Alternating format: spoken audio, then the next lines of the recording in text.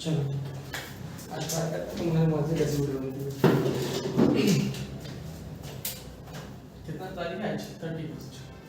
अच्छा 1 नंबर हो गया ना। यस 1 नंबर 1 नवंबर 1 दिसंबर फिर न्यू ईयर, तो महीने नया साल चल जाएगा। सो मुझे स्टार्ट करना है पेनिट्रेंट टेस्टिंग, पेनिट्रेशन टेस्टिंग, इसको पीटी बोलते हैं। क्या बोलते हैं? पीटी। अगर इसके कोड देखें हम, इसे कोड में ऐसे मेंशन कर सकते हैं ASME सेक्शन 5 आर्टिकल 06, ठीक है।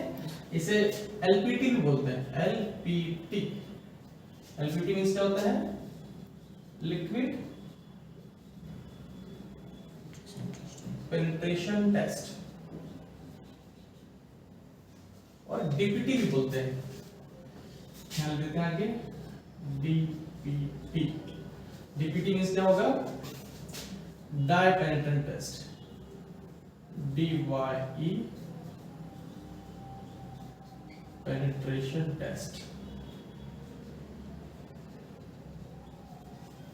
इसमें भी हम ये समझेंगे इस क्लास में कि क्या क्या चीज हमें पढ़ना है ना। फिर आगे वन बाय टॉपिक देखेंगे। सो हम स्टार्ट करते हैं पेनिट्रेंट टेस्ट।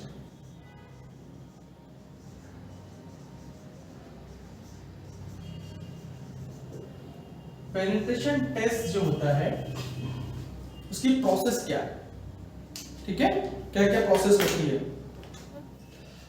या बेसिक प्रिंसिपल समझ लेते हैं इसके पहले। इसका बेसिक प्रिंसिपल क्या है? Basic principle of PT is capillary action. Capillary action क्या होता है? नॉर्मल जब कोई भी लिक्विड फ्लो करता है, जैसे अगर बात करें हम, उसमें बहुत सारी चीजें आ सकती हैं। जैसे अगर यहाँ पे ऑयल रखे हम, वाटर रखे, ग्रीस रखे, तो सबसे नीचे क्या आएगा? इसकी क्वांटिटी जाएगा नहीं, ये मान लो ऑयल है, वाटर, ग्रीस है ना। तो फ्लो का जो रूल्स होता है वो किसके थ्रू होता है? विस्कोसिटी के थ्रू होता है, विस्कोसिटी के थ्रू होता है। तो जिस मटेरियल की विस्कोसिटी हाई होती है, मतलब उसमें विस्कोसिटी में होता है पतलापन या गाढ़ापन, है ना। जिसकी विस्कोसिटी हाई रहेगी, मतलब जो पतला रहेगा, गाढ़ा रहेगा, वो थोड़ी प्रकार से गाढ़ापन कम रहेगा, तो वो नीचे इजी फ्लो करेगा। तो क्या होगा? इसमें वाटर इजी फ्लो करेगा। अगर मैं यहाँ पे एक ऑयल की बूंद रख दूं वाटर, तो पहले नीचे क्या आएगा? पानी आएगा ना, क्योंकि उसमें विस्कोसिटी कम है, उसकी पतलापन, गाढ़ापन कम है उसमें। और ऑयल क्या होगा? धीरे धीरे आएगा, ग्रीस जहां चिपका देंगे वहीं रह जाएगा। उसी प्रकार से कैपिलरी एक्शन जो होता है, उसी के बेसिक प्रिंसिपल पे आपका पेनिट्रेंट टेस्टिंग काम करता है, ठीक है। बेसिक रिक्वायरमेंट क्या है इसकी टेस्ट करने की?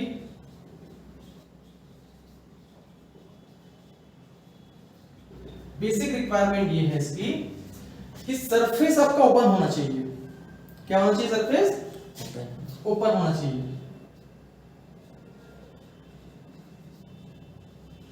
सरफेस ओपन मींस अगर आपका कोई डिफेक्ट डिसकंटिन्यूटी है, इसे मान लेते हैं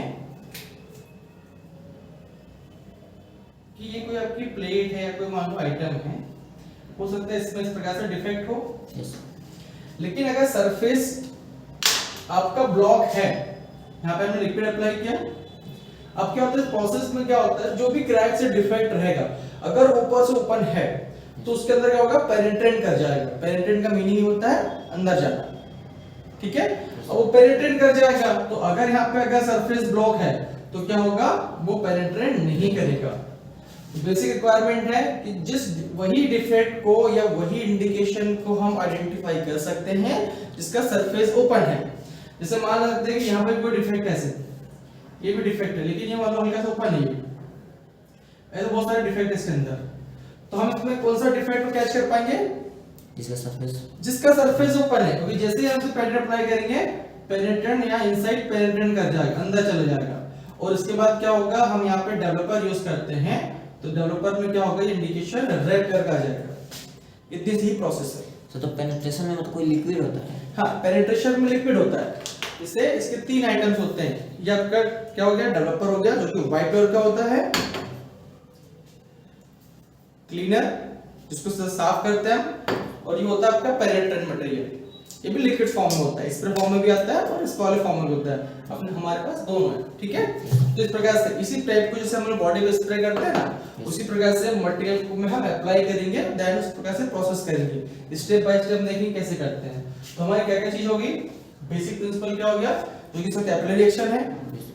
बेसिक रिक्वायरमेंट क्या है, सरफेस ओपन होना चाहिए। अब इसमें लिमिटेशन क्या है,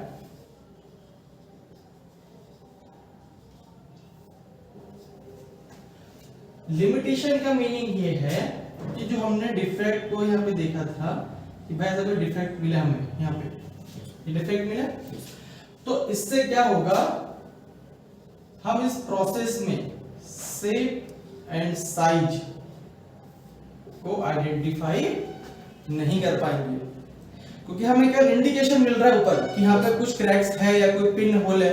पिन होल होगा तो कैसा मिलेगा, ऐसा मिलेगा।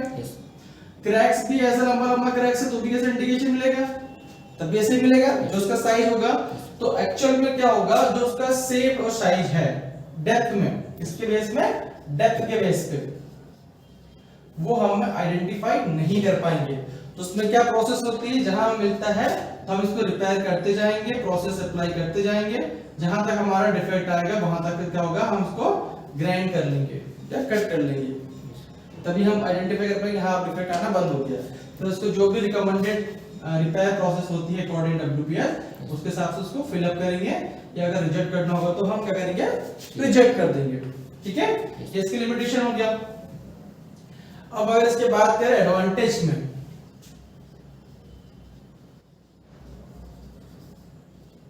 तो क्या एडवांटेज होना चाहिए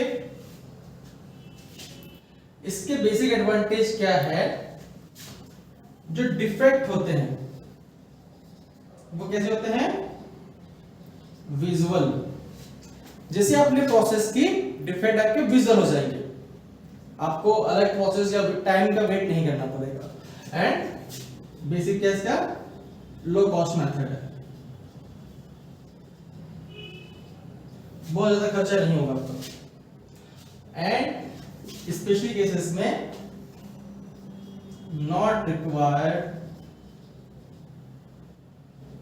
to high qualified person।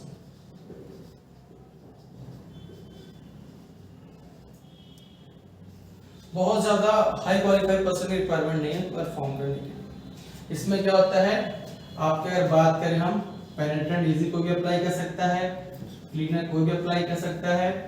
Only क्या होता है, जो डेवलपर होता है, डेवलपर जो होता है वही आपको देखना पड़ेगा, है ना। जो भी डेवलपर वगैरह है वो हम देखेंगे। इसको पॉज कर, इतना क्लियर हुआ।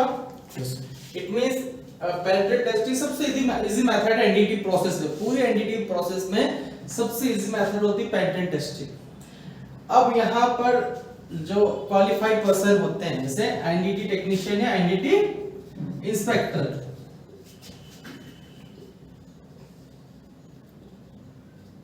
या इंस्पेक्टर।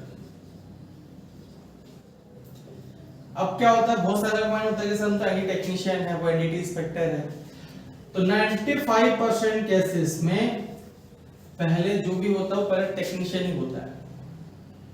मतलब आप पहले सीखोगे नहीं तो जजमेंट कैसे दोगे। अगर आपको एनडीटी इंस्पेक्टर बनना है तो आप तभी बन पाओगे जब आपको बहुत अच्छे से डेप्थ नॉलेज हो। तो इसलिए कभी भी ये फील नहीं करना है कि मैं टेक्नीशियन में काम कर रहा हूँ, वो इंस्पेक्टर में काम कर रहा है। अगर आप किसी भी चीज में बेस में काम नहीं करोगे, जैसे आर्मी वगैरह होते हैं, बहुत सारी फील्ड होती है। पहले लोग क्या होता है, जनरल कैटेगरी में होते हैं, फिर इंटर एग्जाम होते आते वो अपर पोजीशन में चले आते हैं। तो बेसिक होता है कि पहले टेक्नीशियन में काम करिए, सीखिए, उसके बाद ऑटोमेटिक आप इंस्पेक्टर बन जाओ। आपको पता भी नहीं चलेगा इंस्पेक्टर बन गया। जब आपको सारी चीजें नॉलेज आएगा तो ऑटोमेटिक आप इंस्पेक्टर बन जाएंगे। ठीक है, यस लिख लिया है? लिख लो।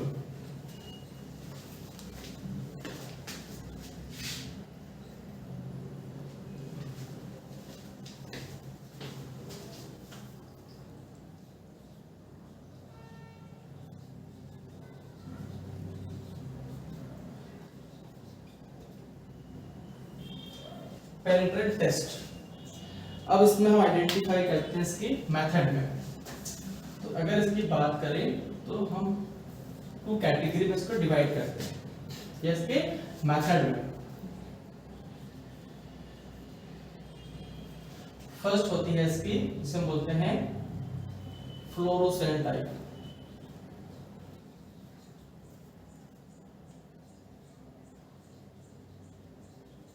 फर्स्ट मेथड होती है जिसे बोलते हैं फ्लोरोसेंट। सेकेंड होती है non fluorescent.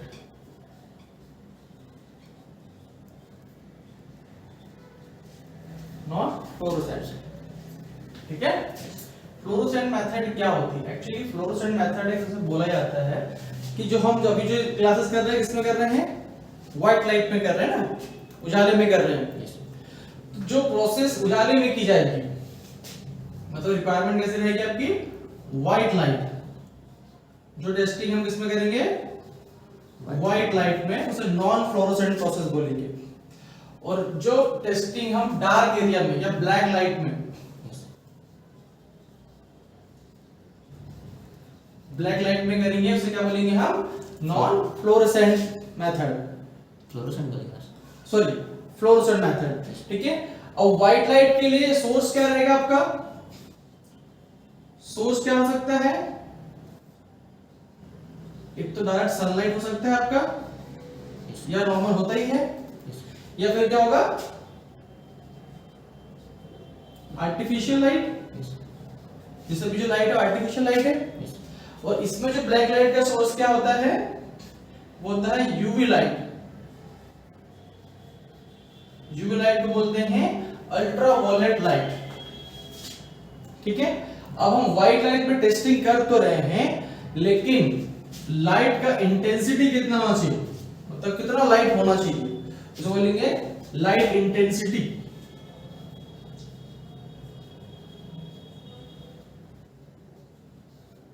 T between 32.5 foot candle to 100 foot candle, ठीक है। 1 foot candle is equal to 10 lux, LUX। Lux क्या होता है? लक्स होता है लाइट की यूनिट। जैसे होता है ना ओम, वाट, अलग यूनिट्स होती है ना, एज इट इज लाइट की यूनिट होती है, इसे लक्स से इंडिकेट करते हैं। ऐसे बहुत सारे से कर सकते हैं, लेकिन नॉर्मल हम लक्स से करते हैं। तो एक नॉर्मल अगर व्हाइट लाइट में इंस्पेक्शन करना है तो मिनिमम कितना होना चाहिए? कम से कम होना चाहिए कितना? 32.5। और एक एवरेज बेसिस पे जो रिक्वायरमेंट है वो 100 फुट कैंडल होना चाहिए। अगर आपसे कोई पूछे कितना लाइट इंटेंसिटी होना चाहिए, तो आप क्या बोल सकते हो? Normal 800 to 1000 lux. याद रहेगा? ठीक है। आप इसके जस्ट अपोजिट ये रहे, जब अंधेरे में कर रहे हैं तो यहां पे क्या होगा? मिनिमम या मैक्सिमम लाइट इंटेंसिटी कितनी होनी चाहिए व्हाइट लाइट की? तो अगर हम यहां पे बात करें तो फ्लोरोसेंट मेथड में जो व्हाइट लाइट होना है उसकी इंटेंसिटी कितनी होनी चाहिए? 50 लक्स। ये कितनी होगी? मैक्सिमम। अगर लाइट व्हाइट लाइट ज्यादा होगा तो अंधेरा कहां से रहेगा फिर, है ना। तो बेसिक रिक्वायरमेंट क्या है इसमें? आपका 800 टू 1000 लक्स चाहिए इंस्पेक्शन करने के लिए व्हाइट लाइट, और ब्लैक लाइट में मैक्सिमम 50 लक्स आपका व्हाइट लाइट होना चाहिए, ठीक है। ये मेथड होगी आपकी। अब इस प्रोसेस में इसको थोड़ा हटा देते हैं।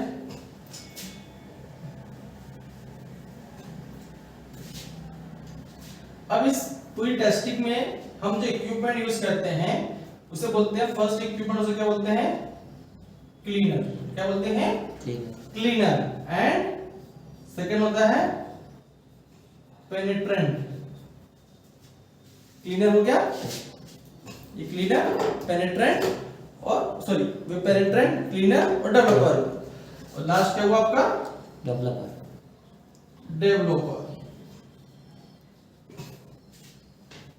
ठीक है।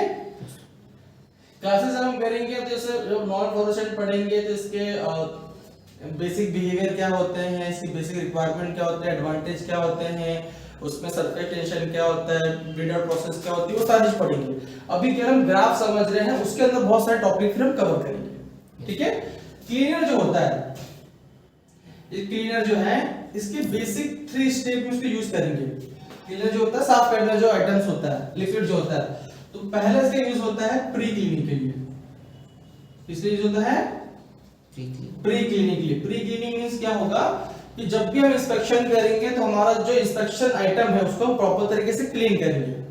प्री क्लीनिंग में वाटर भी यूज कर सकते हैं हम, या ये सॉल्वेंट है जैसे थिनर वगैरह होते हैं ना, उसी को सॉल्वेंट बोलते हैं।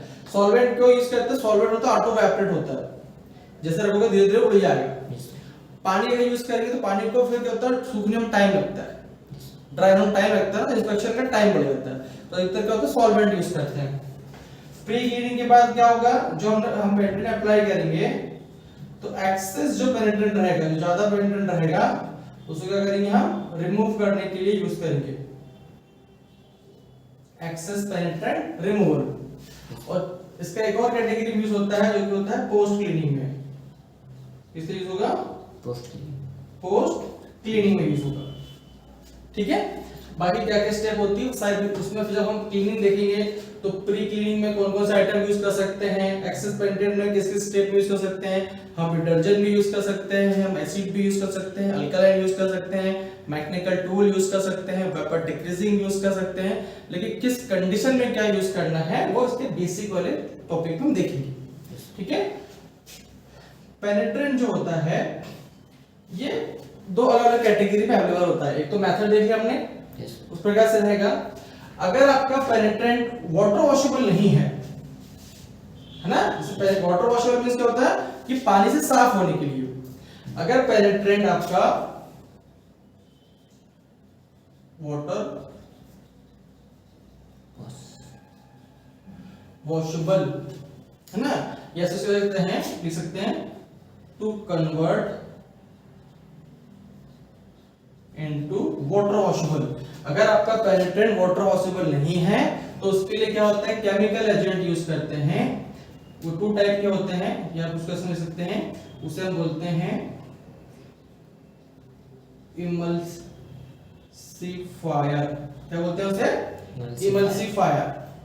इमल्सिफायर जो होता है केमिकल एजेंट होता है, केमिकल आइटम होता है जो कि उसका एक ही काम होता है कि अगर पेनिट्रेंट आपका वाटर वॉशेबल नहीं है तो वो वाटर उसको मिलाने के बाद वाटर वॉशेबल हो जाएगा। ऐसा समझ सकते हैं, जैसे हम लोग पेंट वगैरह यूज करते हैं ना, हाथ में लग जाता है, पानी साफ नहीं होता है, फिर क्या तो सॉल्वेंट वगैरह साफ कर लेते हैं, कोई आइटम को साफ कर लेते हैं। उसी प्रकार से अगर पेनिट्रेंट हमारा वाटर वॉशेबल नहीं है तो उसको वाटर वॉशेबल कन्वर्ट करने के लिए इमल्सिफायर यूज करते हैं। इमल्सिफायर जो होते हैं 2 टाइप के होते हैं। एक होता है आपका लिपोफिलिक,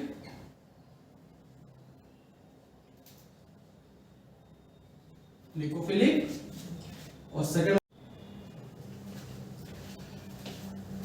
ठीक है। तो जो इमल्सिफायर है आपका वो लिपोफिलिक हो गया और हाइड्रोफिलिक हो गया। लिपोफिलिक जो रहेगा ऑयल बेस्ड रहेगा, हाइड्रोफिलिक रहेगा वाटर बेस्ड रहेगा। अब आते हैं डेवलपर में। तो डेवलपर जो होते हैं वो भी 2 कैटेगरी में अवेलेबल होते हैं। इसकी फर्स्ट कैटेगरी होती है ड्राई फॉर्म में, सूखा, जैसे टेल्कम पाउडर जो होता है ना, जो चेहरे पे लगाते हैं, कैरम बोर्ड खेलते हैं, उसे क्या बोलते हैं, टेल्कम पाउडर बोलते हैं ना। और एक होता है वेट में। तो ड्राई में क्या होता है, पाउडर यूज करते हैं टेल्कम पाउडर टाइप में, है ना। और वेट में क्या यूज कर सकते हैं हम, वेट में इसकी 2 कैटेगरी होती है। फर्स्ट कैटेगरी होती है वाटर बेस्ड मीन इस पाउडर में क्या होगा, पानी